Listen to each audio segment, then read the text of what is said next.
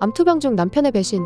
이제는 우리만의 새로운 인생을 시작하려 합니다. 남편이 집을 나갔습니다. 다른 여자와 집까지 차려서 이중생활을 하고 있었어요. 그리고 제가 암 진단을 받자 저와 아이를 두고 떠났죠. 결혼 초부터 남편의 여자 문제는 끊이질 않았습니다. 결혼 1년차 때도 어떤 여자가 저에게 전화해 남편과의 관계를 말하더군요. 그때 정말 충격이었지만 이혼 가정에서 자란 저는 아이에게만큼은 안정된 가정을 주고 싶어서 버티고 또 버텼습니다. 그런데 어느 날 남편이 외도녀와 집까지 차려 이중생활을 하고 있다는 걸 알게 되었습니다. 세상이 무너지는 것 같았어요. 결국 탐정까지 고용하게 되었고 그들이 함께 웃고 있는 사진을 보는 순간 참아야 한다고 다짐했던 제 마음이 무너졌습니다. 그런데 어느 날 제가 암 진단을 받았습니다. 그때 남편은 저와 아이를 버리고 외도녀와 떠났습니다. 모든 게 무너졌죠. 그래도 아이를 보며 버텨야 했어요. 매일 밤 눈물을 흘리며 아침에 아이의 얼굴을 보며 마음을 다잡았습니다. 그렇게 하루하루 버텨왔습니다. 그러던 어느 날 남편이 갑자기 돌아왔습니다. 문을 두드리며 무릎을 꿇고 말하더군요. 기회를 한 번만 더 줄 수 있겠니? 정말 미안해. 앞으로 좋은 남편, 좋은 아빠가 될게. 저는 망설였습니다. 아이가 혼자가 될까봐 겁이 났어요. 만약 제가 잘못되면 아이는 어떻게 될까 싶었죠.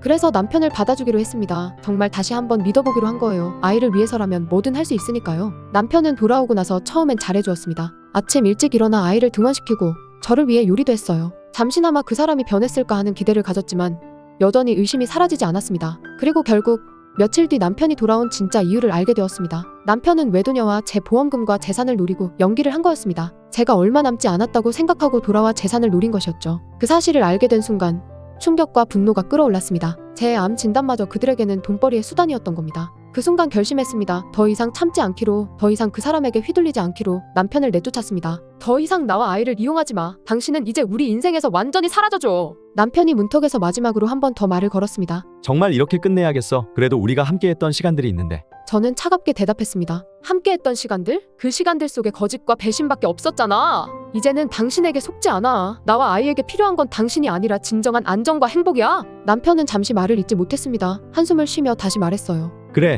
내 말이 맞아. 하지만 난 그래도 우리 아이와 함께하고 싶어. 저는 단호하게 말했습니다. 당신이 아이와 함께하고 싶다면 진정으로 변했어야 했어. 하지만 지금 당신의 행동은 변한 게 아니었지. 이제 우리 인생에서 완전히 사라져줘. 그렇게 남편을 내쫓고 모든 걸 다 털어내고 아이와 함께 새 출발을 하기로 했습니다. 쉽지 않을 거라는 걸 알고 있지만 이제는 저와 아이의 행복만을 위해 살기로 했어요. 작은 집으로 이사도 했습니다. 새로운 곳에서 새로운 시작을 하려 합니다. 아이는 아직 어려서 모든 걸 이해하지 못하지만 저는 아이에게 따뜻하고 사랑이 넘치는 엄마가 되어주려고 합니다. 저와 아이만의 인생을 시작하려 합니다. 여러분의 응원이 필요합니다. 배신의 끝에서 시작된 새로운 인생, 저와 아이의 이야기를 함께 해주세요. 오늘도 이렇게 새로운 하루를 시작합니다. 어제보다 더 나은 엄마가 되고 우리 아이에게 더 많은 사랑을 주기 위해 노력할 것입니다. 매 순간 힘들고 벅차지만 그럼에도 불구하고 우리는 앞으로 나아갈 것입니다. 여러분과 함께 이 길을 걸어갈 수 있기를 진심으로 바랍니다.